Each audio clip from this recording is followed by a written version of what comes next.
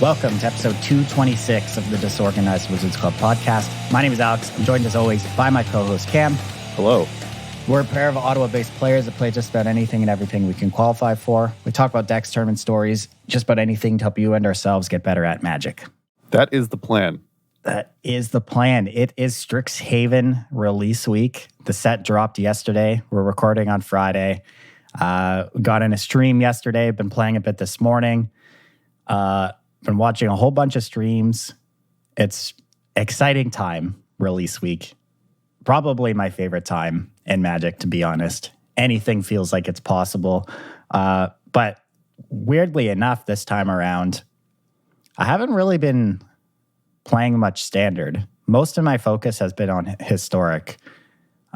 Historic seems like a format that just seems way more interesting right now with the addition of all these crazy, powerful, mystical archive cards. And Standard just feels like Throne of Eldraine, the format, and I don't really think much has changed.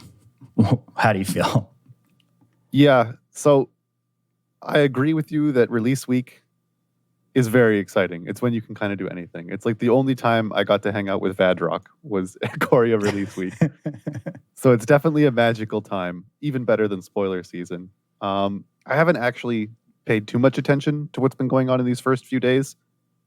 While Strixhaven, I guess this is kind of on theme because Strixhaven is a school, right? Where we are going to be students to learn Magic. So I get to still be a student in Strixhaven, but I'm actually becoming a professor in real life. I have a course I'm teaching this summer. So I've been prepping syllabuses and stuff for that. So I haven't paid too much attention, but I do agree from like the one Standard game I watched us play on stream that the Eldraine cards are going to be hard to top. Just looking at the spoilers, like all the mythics are so narrow and janky in this set that I can't see them competing with just the raw power and efficiency of adventure creatures and such. Yeah. And so Historic is definitely the exciting place. All the interesting lists I've seen are with all the fancy new mystical archive cards. Yeah, exactly. And unfortunately, on Wednesday, we were supposed to play in the Strixhaven early access event, but at 1 a.m. the day before, we got an email from WotC saying that the event had been canceled after no communication about it in a month's time. So that was a bit of a bummer. I heard that a lot of the creators found out from each other or via Twitter from someone being like, what is this email? It seemed very unorganized. I don't know why they canceled it because it seemed like a very successful event. It was certainly super fun for the creators. I'm really bummed out we didn't get to participate. Yeah. So I'm curious if they'll ever tell us why. I don't know. Not really sure. But regardless, it sucked. It sucked a lot. So we didn't get to try out a bunch of ideas we had. But we just battled yesterday, did a little stream yesterday. I will say, I absolutely hate having to spend rare wildcards on commons. It's driving me nuts. This set is a scam. It's actually insane. Like, we were wondering how they were going to translate the rarity over to Arena because obviously the paper versions of like Faithless Looting and Brainstorm are rares on their Mystical Archive printings. And we were wondering if they were actually going to be rares when they were programmed into Arena. And it turns out they are. So I've hated that, having to spend my very precious rare wildcards on these commons that are clearly staples of the format now. So that's definitely sucked. Yeah, that's really annoying, especially because there's so much hype and like you want to play with them immediately. So you're not going to sit around like playing limited and opening packs until you have your 4 brainstorms. Yeah, it's kind of insane, to be honest. But WotC's just been scamming us nonstop with this wild card system, so it's just more of the same, unfortunately.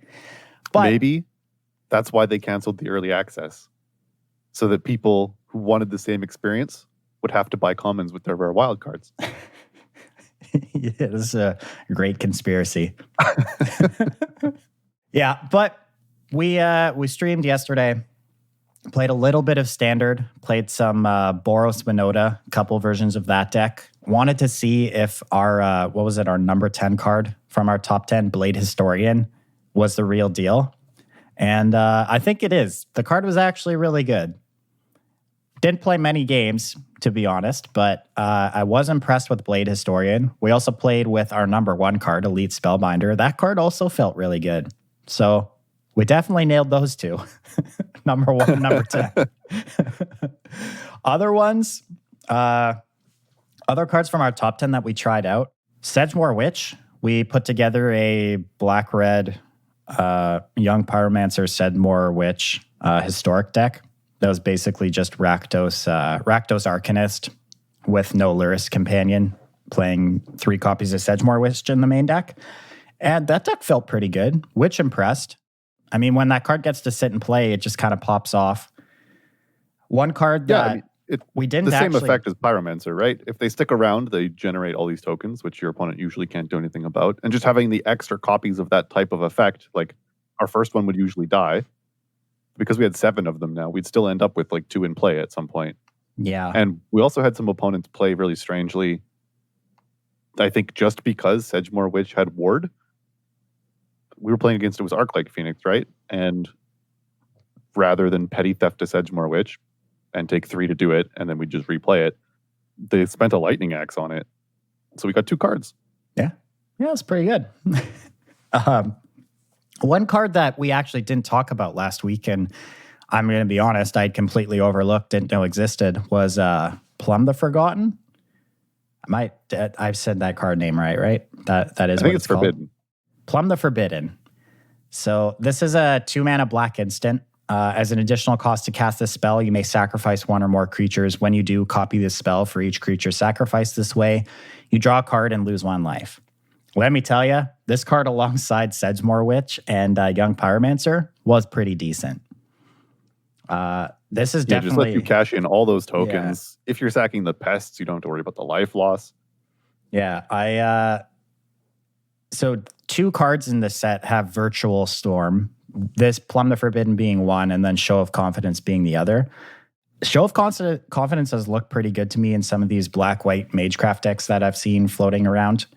But Plum, this card, I think, has some serious potential in Historic. I'm not sure if our version of the Sedgemoor Witch deck is ideal, but I do expect to see this card floating around. It looked really, really good to me. Mm-hmm. I think I overlooked it because I misread it at first, which is a classic move. And I assumed that it just made you draw a card for each creature you sacked, but it draws 1 more because the original copy also draws a card, which makes it much, much better. Yeah. So cool card there. But yeah, Standard, not really of much interest to me right now. Lots of cool stuff going on in Historic. I want to talk a little bit about our top 5 Mystical Archive cards from last week. We each had Brainstorm, Faithless Looting, and Inquisition of Kozilek in the top 3, and then our 4 and 5 were a little bit different. Mine being Time Warp and Mizzix Mastery, yours being Ephemerate and Tendrils of Agony. Gonna be honest, I didn't think too much about these. So Tendrils, I've seen some people trying to make it work, just early versions. Haven't seen anything really impressive yet. I think a lot of people are defaulting to Bolus of Citadel decks to try and make that happen.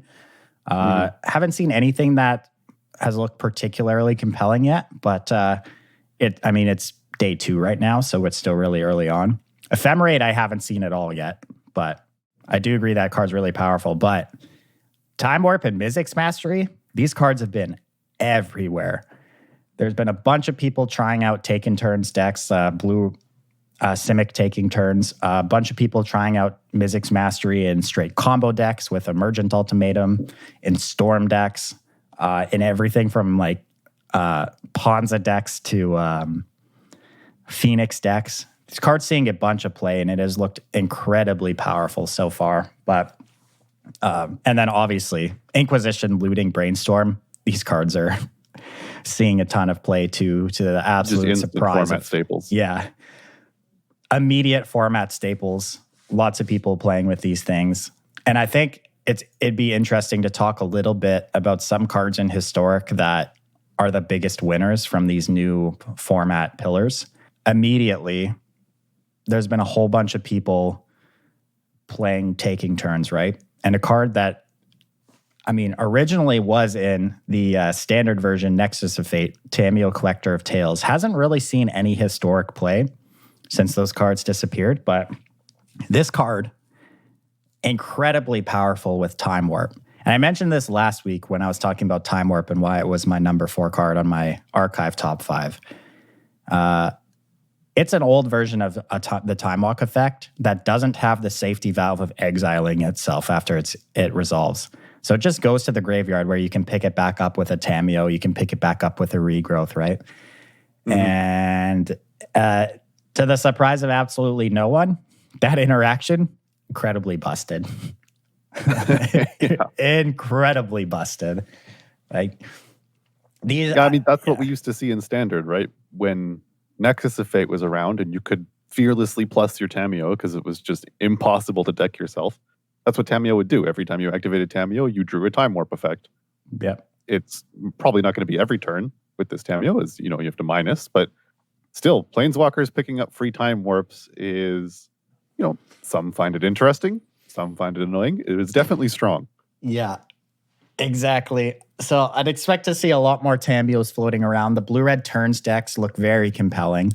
And then a couple other cards that, funny enough, fit right into these Simic Taking Turns decks. Narset Parter Veils, Nissa Who Shakes the World.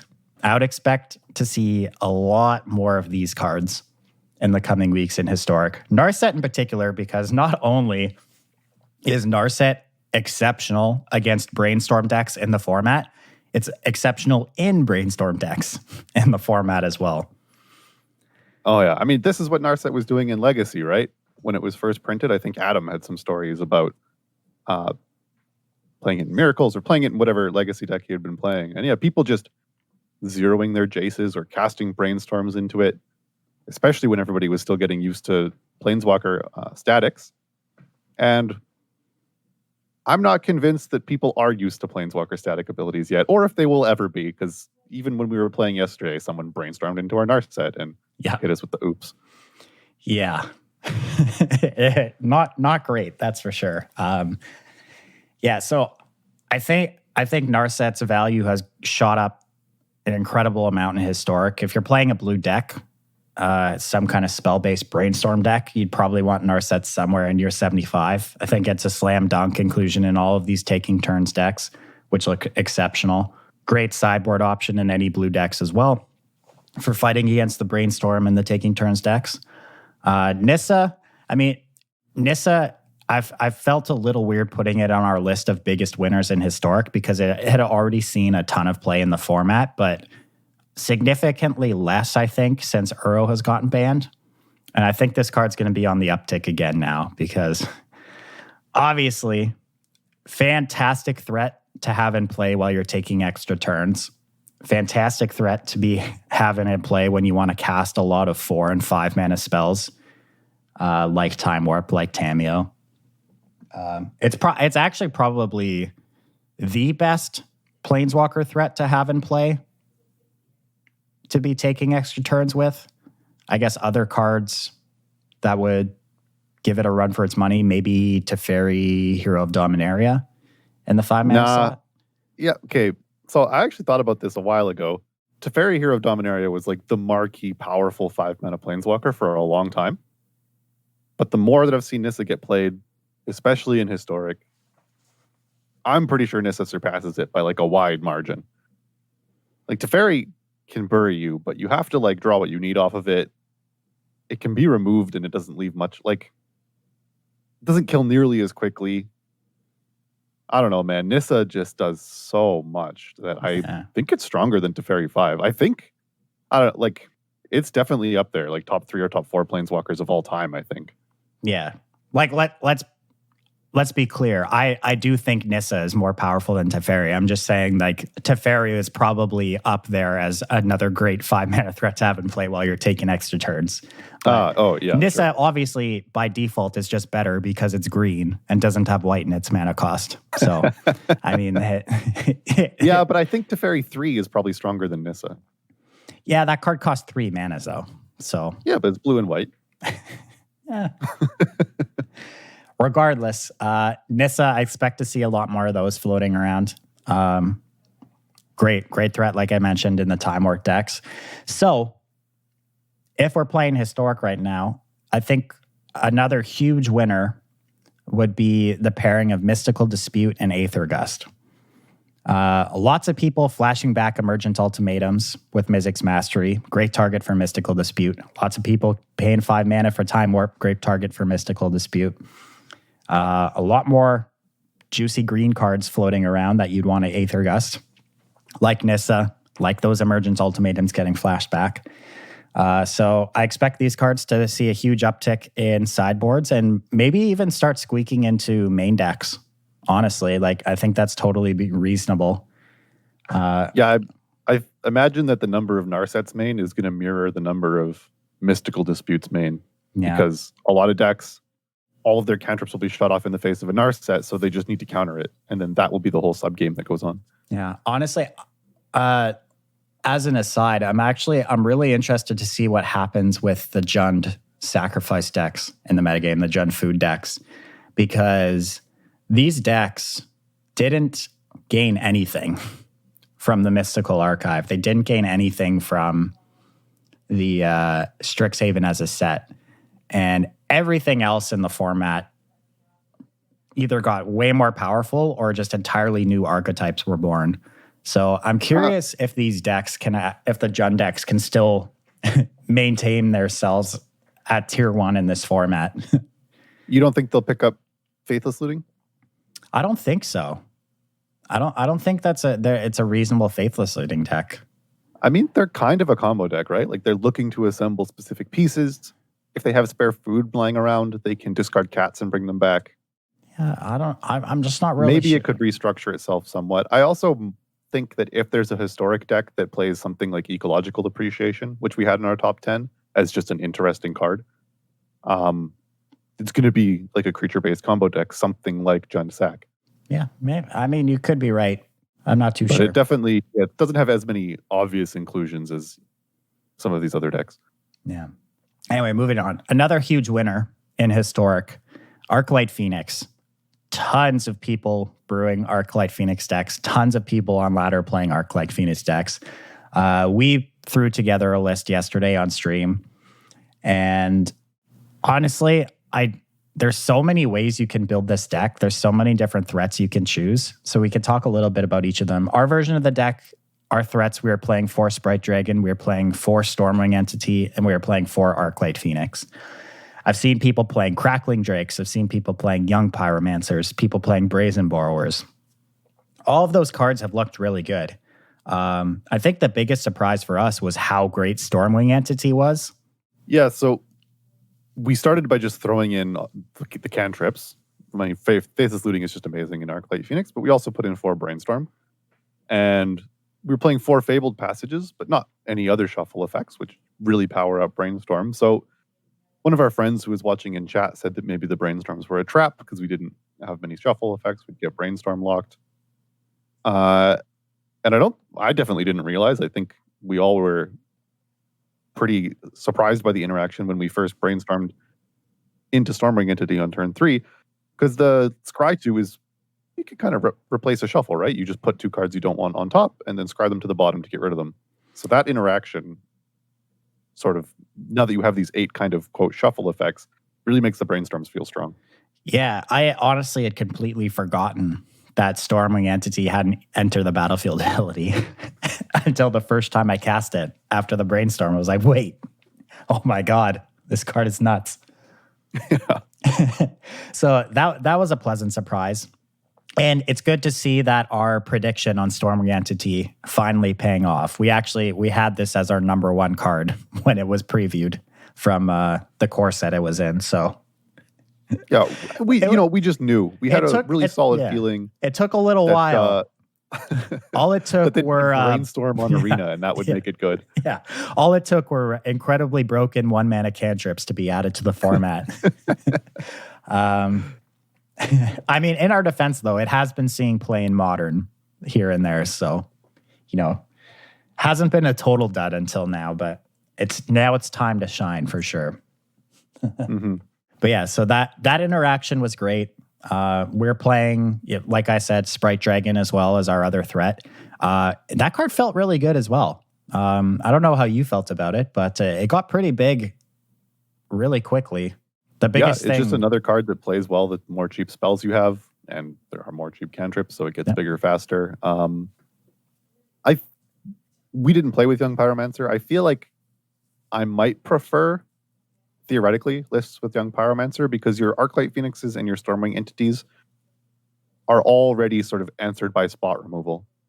Whereas if you play Sprite Dragon, that's just another thing that they answer with spot removal. So you're kind of soft to the same things. Whereas Young Pyromancer can go a bit wide. So if they're bringing in, magma spray type effects or things to kill Stormwing entity, those aren't good against Young Pyromancer tokens. So it diversifies what you're producing a bit. But I mean, who knows? That could be a meta-dependent thing. The Sprite Dragons were definitely fine for us. Yeah, I think an adaptation that we recognized early that we're probably going to have to make is play more cards that can kill a Stormwing entity, right? Like in our main deck, I don't think we had any way to kill Stormwing entity outside of 2 Lava Axes. We were playing Shocks. Lightning Axe? Lightning Axe, yeah, sorry. Not Lava Axe. We're playing Shocks, we're playing Pillars of Flame. But if this deck gets more popular and this threat gets more popular, I'd probably expect to see cards like Abrade or maybe even Lightning Strike finding their way into the main deck. Because, letting this card sit and play, it does a lot of damage. Like, 3/3 flyer with prowess is pretty huge. Yeah, we actually played against a Jeskai Phoenix deck, so like a pseudo mirror, and they had Lightning Helixes. Yeah. Which, if you're willing to splash white, I mean, I feel the reason they were playing for white is the new card from Strixhaven, Thrilling Discovery, which is you gain 2 life, and then you can discard 2 cards. If you do, you draw 3, so just a version of Cathartic Reunion. And obviously, I mean, very good in Phoenix-type decks, just that sort of cantrip, but if you're playing the white mana, you get access to sort of this upgraded Lightning Strike, which, as we're saying, is sort of needed.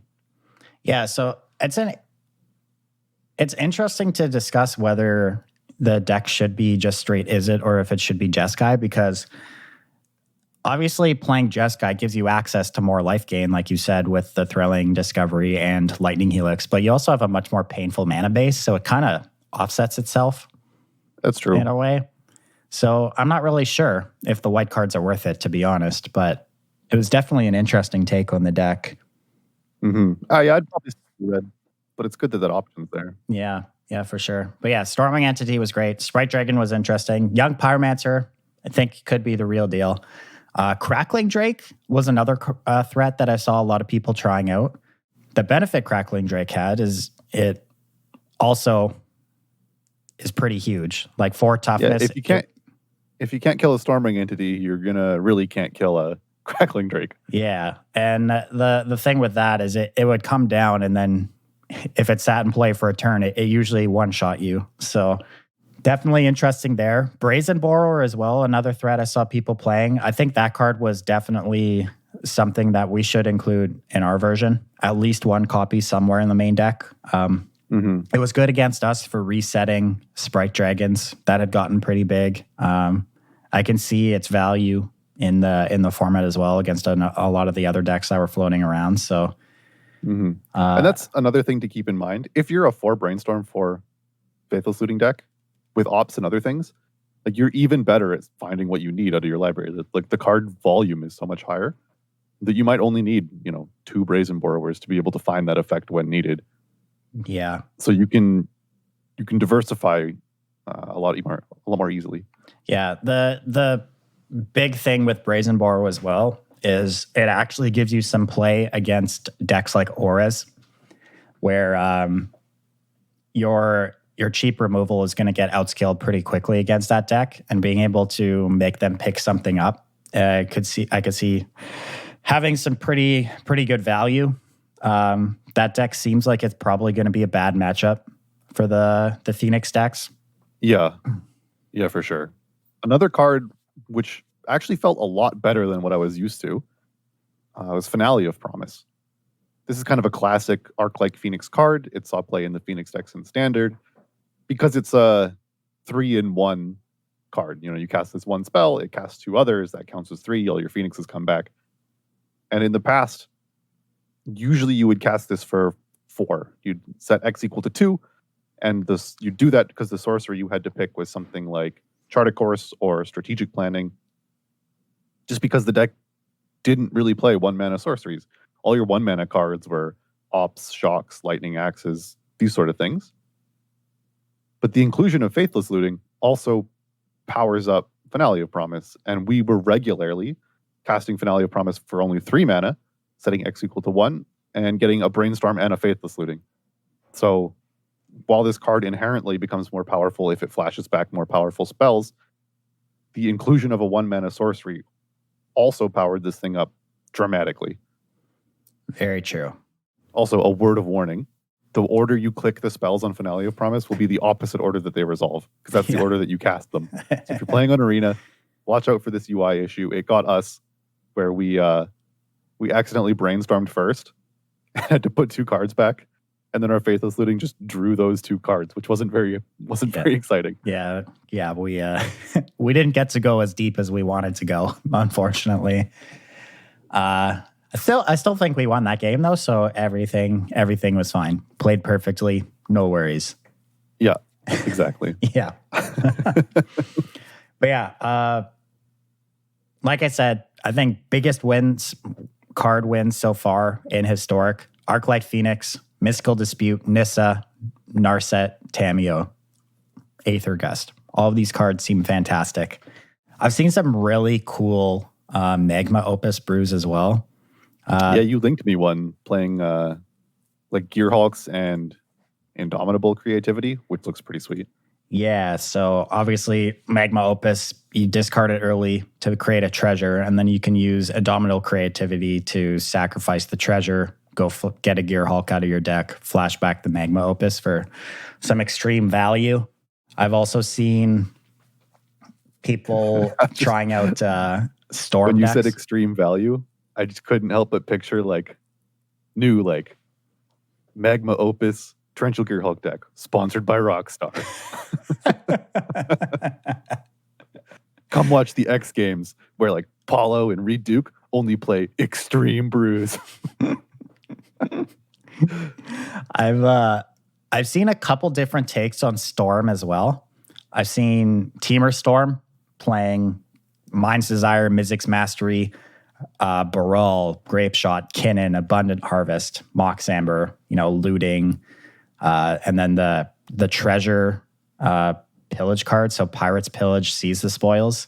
I haven't actually played it all with this deck, but it definitely looks super powerful. I've seen a lot of people trying out the mono red Grape Shot deck with Grinning Angus and Bergie God of Storytelling. Mm-hmm. That card looks pretty good as well. Obviously, it's a 3-card combo, which, traditionally aren't too great, but... Yeah, but Storm's like a 10-card combo anyway, so... Yeah, it definitely is something that needs to be on your radar, which is another reason why I said Aether Gust. I think you're going to want to pack a lot more of that card going forward. Yeah, I completely forgot that Baral was in the format. Those are the classic Storm discount cards, Baral and Goblin Electromancer, both that are around. This list's not playing Electromancer. Yeah, this list taking advantage of Kinnan and its value with Mox Amber and the treasure tokens you're creating. Mm-hmm. The first thought I always had, because I had forgotten about Baral, I knew that people were thinking of Bergie, but the old Paradox Engine decks that were in Historic, which could get the Mox Amber loop going with Emery, forgot her name for a second, usually had to find some other way to draw a bunch of cards to eventually go get something out of their sideboard to then kill their opponent once they had this loop. But I mean, that's just as much storm and mana as you want. So I was thinking that maybe they'd go that direction. Yeah. The what I like about this is your engine's a lot cheaper. Like you don't need Paradox Engine to get things going. Your spells in general are just way cheaper. So I think it's a lot easier to set up your kill. Yeah, that makes sense. Also including Abundant Harvest, which is a card that I actually haven't seen any play, but you said looked very impressive. Oh, I have. This Abundant Harvest. So this is the 1 mana green card that it's in Modern Horizons 2. So it hasn't actually been printed yet, but shows up in the Mystical Archive. That Abundant Harvest has looked nuts. That card, way better than I thought it was going to be. It's just so cheap. 1 mana. Man, these 1 mana cantrips, insane. I think a card like Abundant Harvest, alongside, your Brainstorm, your Faithless Looting, might reinvigorate the Neoform decks in Historic. Oh, that's interesting. Like, that card seems like a slam dunk inclusion in Team or Neoform. So I haven't seen anyone try it yet, but I think it's something I want to try at some point because that seems great. Isn't the Neoform deck, I think I wanted to try playing it at some point, but it had like 8 rares that were only good in it, and I didn't want to spend wild cards on. Yeah, the problem is you have to craft 4 Dualcaster Mage, which is a jumpstart rare, and that card doesn't see play anywhere else, so you have to take the L on that one. But maybe I'll take one for the team. I got a bunch of rares sitting around, so yeah, but that seems like it could be really interesting. So, did you use any of your limited tokens yet? Oh, I used them all during call time, so I don't have any left. I thought we got some more from the current pre-orders. I got more from our pre-orders. Oh, I didn't. I just used mine on packs. I didn't buy the limited part of it. Yeah, well, I got the bundles, so I got some more tokens because I like playing limited. But let me tell you, I did not like playing limited last night. Had a bit of a rough go, did you? It's like the usual rough start to a format. I never do well early in a format. I don't know what it is, but I just got to have it hammered into me which cards are good or bad. And then I usually end up with a pretty good impression. But yeah, I played a sealed and just lost my first 2 games and then was so I lost them in such a miserable fashion that I didn't even try and play.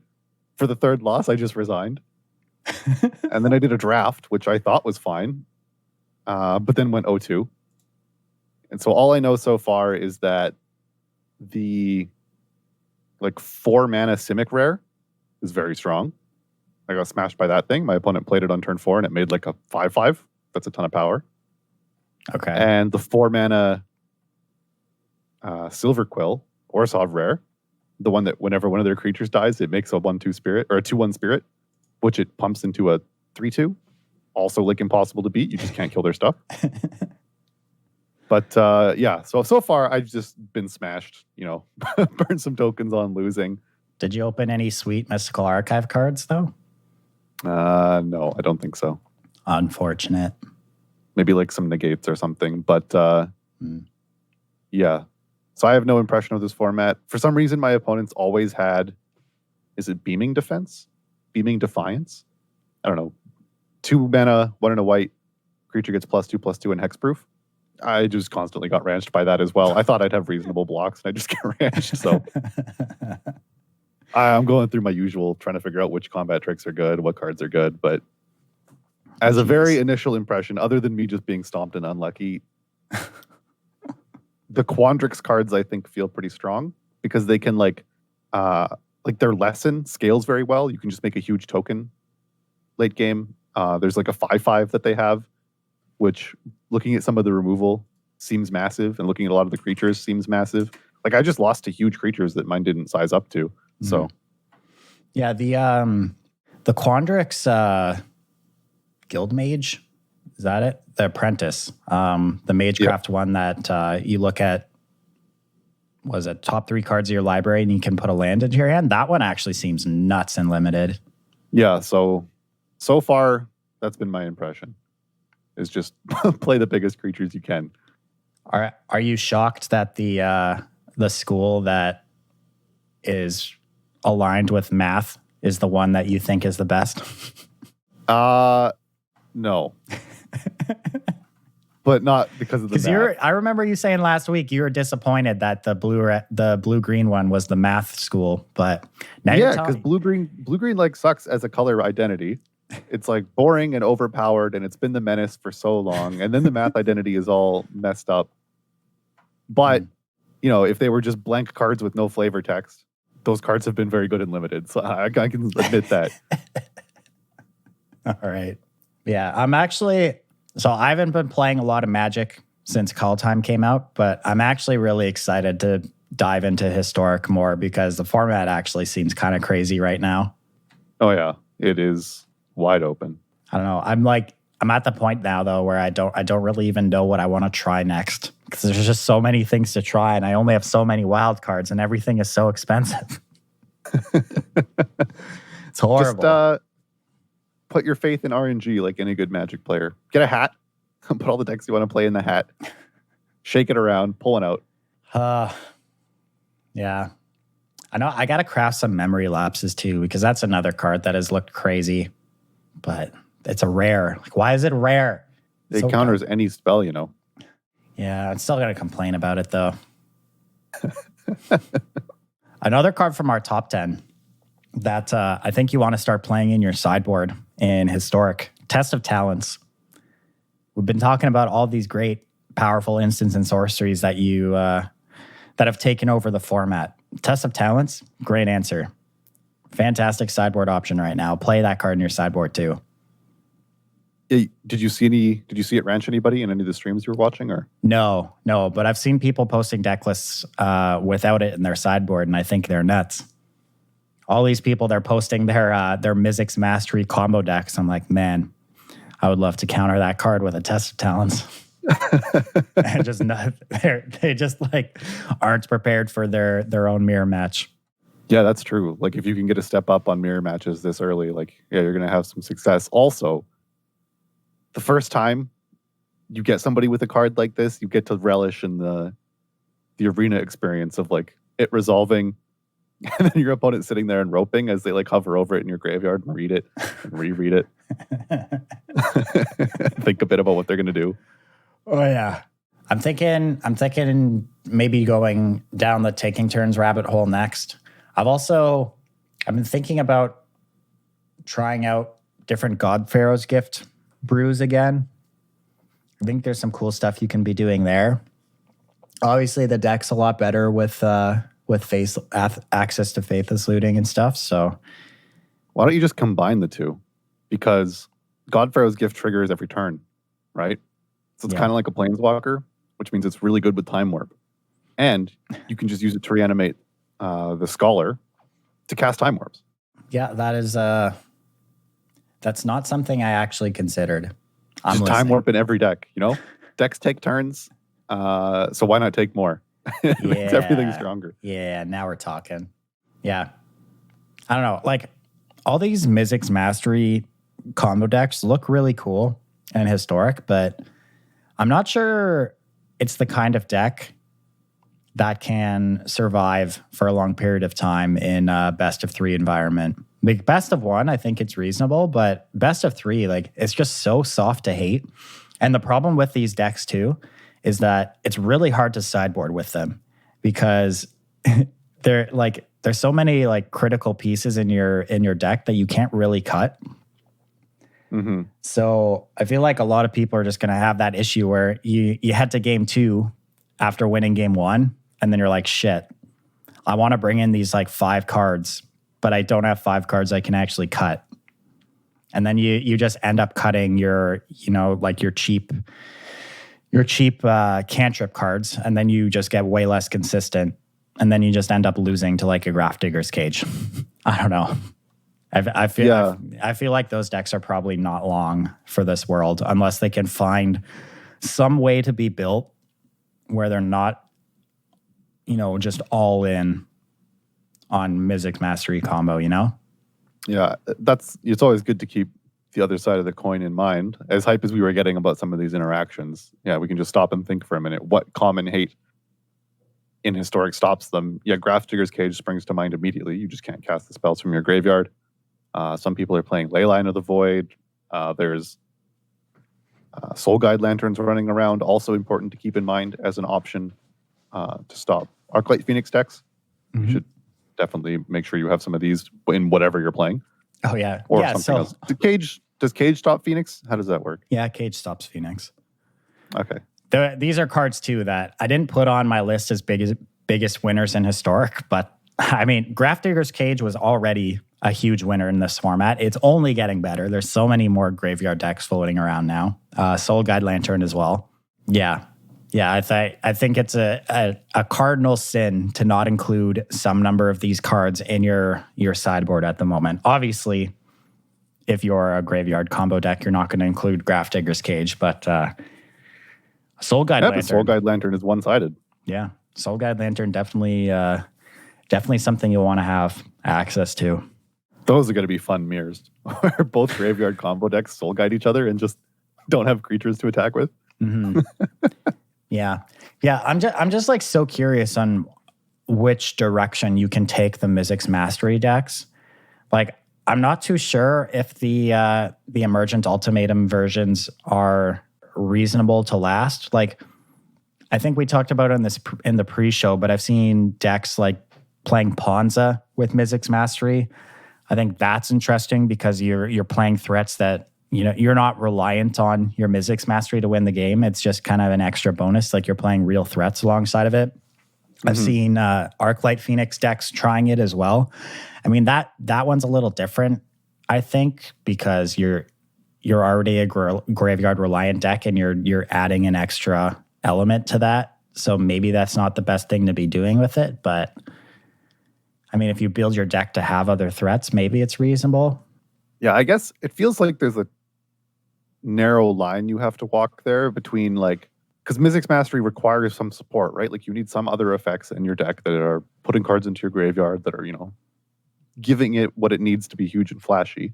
But if you dilute that for a creature game plan, then you might end up in scenarios where, like, I guess what I'm trying to say is it feels like it'd be very easy to build one of those decks where the Mizzix Mastery isn't actually needed and it's just like a win more card. Like, your creature plan is just good enough that you should support it instead. Yeah. But who knows? I mean, the thing the Mizzix Mastery decks have going for them are that they're playing all these really powerful, cheap cantrips at 1 mana, which makes it much more likely that they'll be able to find their answers for the hate cards that their opponents are sideboarding in. Mm-hmm. But at the same time, like, we're still, like, circling back to the issue of how many cards can you realistically sideboard in these all-in versions of the deck. So, I mean, this is also something that I think we did a whole episode about this in the past. I'm not surprised that the decks that have been brewed, 1 to 2 days into the format, and probably will continue to be the case for about a week or so, maybe longer, are these all-in versions where they sort of do their one thing and every card is dedicated to that one thing. That was what we said usually happens, and it takes a while once the deck is sort of established as viable to dial all those numbers back to just what you need to support the combo, to make room for sideboarding, to make room for, maybe a creature plan, to make room for more diverse things. Yeah. I mean, the thing these Mizzix Mastery decks have going for them too is that they can pretty consistently kill on turn 4, which is really quick. So that is fast. Traditional decks that would have a good matchup, like aggro decks, there are a decent amount of aggro draws in the format that can kill on turn 4, but I think the Mizzix Mastery deck can kill more consistently on that turn. So the issue, again, is going to arise when you get to game 2 and 3, where the aggro decks are backing up their aggressive start with their graveyard hate, right? And are the Mastery decks able to account for the aggressive game plan alongside the hate cards? So I don't know. Yeah, definitely interesting to see how it all shakes out. Yeah, I guess we'll have to wait and see. And also, I think with the new set with the new set being out, we're gonna have to do another organizational sometime soon. And I think the format we're gonna have to do is historic. I agree. Yeah, it's definitely the hot one right now. Yeah, because I was gonna ask, I'm like, are there any big historic tournaments coming up will no, we can make one. will give us a bunch of info, and we can just do one. There you go. Wow, we have so much power. Yeah. Shaping the metagame one day at a time. Man, speaking of people flexing their power in an unfortunate way, and I was also reminded of this when we were talking about sideboarding, there's a new sideboard UI. Oh my God. This is going to be two guys yell at cloud, but here we're yelling at UI. Oh, it's so bad, Cam. So if you didn't hear, and in particular if you're a best of one player, you need to hear this. I guess to curb the power of learn as a mechanic, you can only have 7 cards in your sideboard in best of one. Now, best of one decks don't sideboard, so you don't use them in the normal way. But getting things you own from outside the game has to come from those cards, so now it's limited to 7.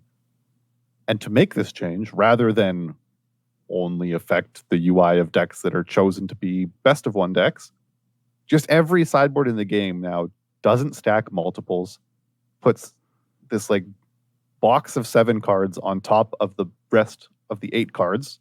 So you have to pick which 7 you want if you do play best of one.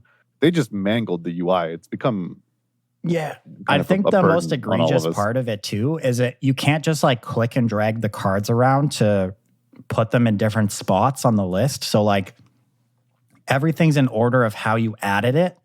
So if you added a mystical dispute at the top and then added 7 other cards and then you add another mystical dispute, you can't group them together in any easy way without removing take cards out and then without taking them out and putting them back in. So you could have 3 copies of mystical dispute at 3 random different spots on this list. So it's not easy to tell how many copies of a certain card is in the sideboard, which is super irritating. It is, yeah. It is wild. I just don't understand how you make UI this bad.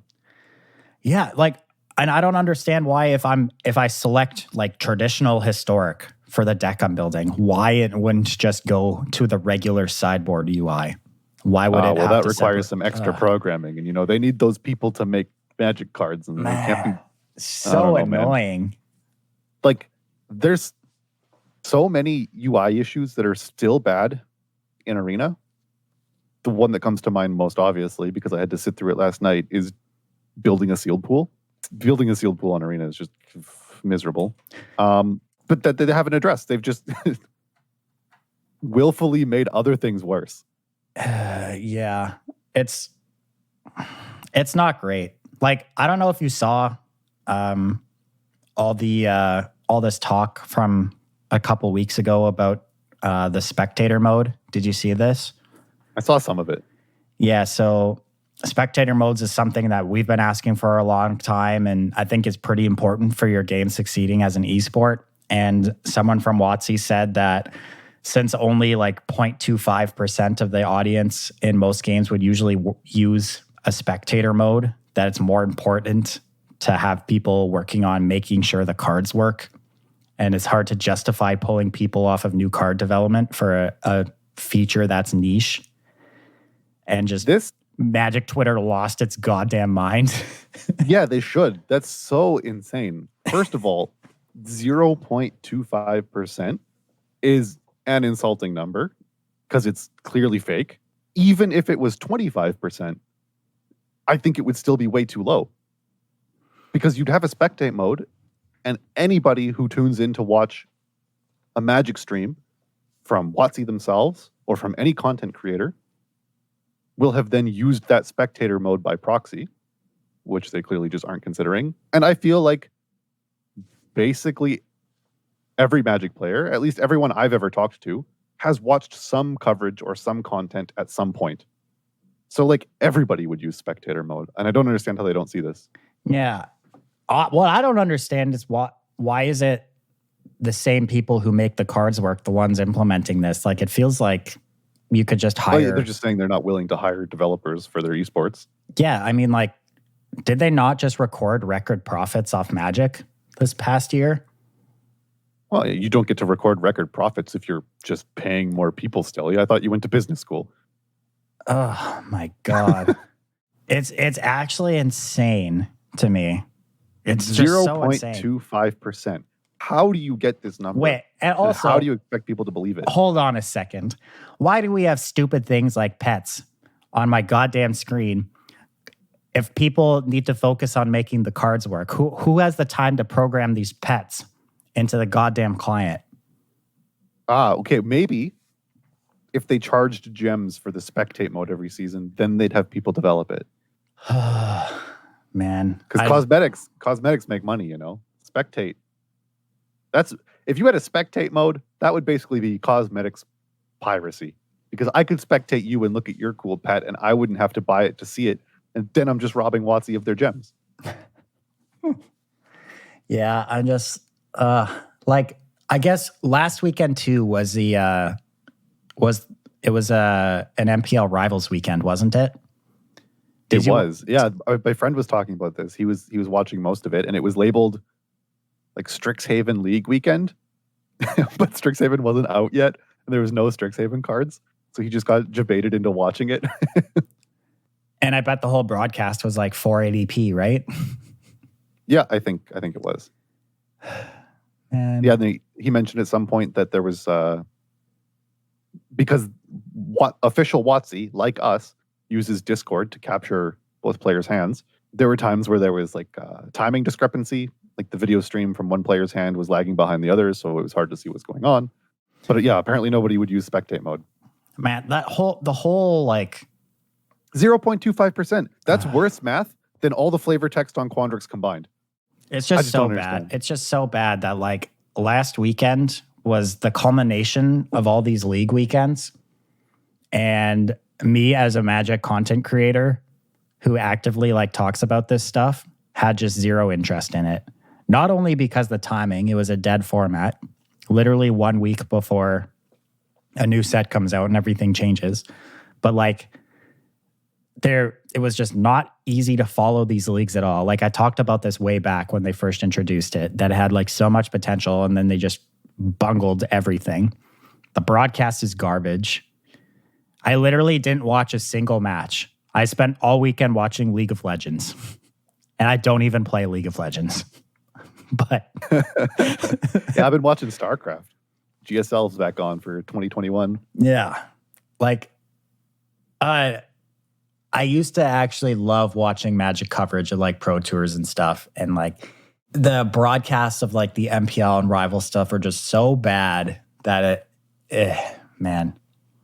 I think it feels like it's a time frame issue for me. Like watching old coverage of GPs or SCGs, I could sort of feel the progression of the event.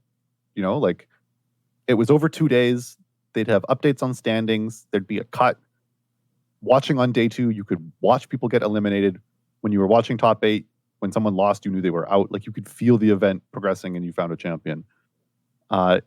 Even in things like StarCraft, even though it's longer time frame, every broadcast GSL does, some players get eliminated. You can feel the event progressing. If I understand correctly, these league weekends just sort of assign points and then everybody plays the next weekend. Like it doesn't feel like anything's happening. It's just points. Yeah, I don't know. I guess they just all of their budget is going into people making the cards work, and they just don't have the capability to make this kind of thing happen. Yeah, probably another reason why they had to cancel the early access event. There's just not enough time or resources to keep it going. I don't know.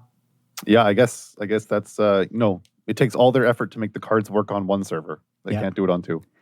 Yeah, crazy. I don't know. But that's going to wrap up things for us this week. Thanks all for joining the club. Make sure, if you're going to do anything, you check out our sponsor, wizardtower.com. They've got pre-orders for all the Mystical Archive cards for Strixhaven new set. So definitely check that out, wizardtower.com. Check them out at their new location here in Ottawa as well, if you're local to the area. Only curbside pickup right now, though, because we are currently in our 3rd lockdown. We're right in the middle of it. Yeah. However you listen to the show, whether it's Podbean, iTunes, any podcast app, leave a review, rate the podcast, share it with your friends. Everything helps, keeps the show growing, bring it to new listeners. Thanks for listening. Catch you all next week. See you.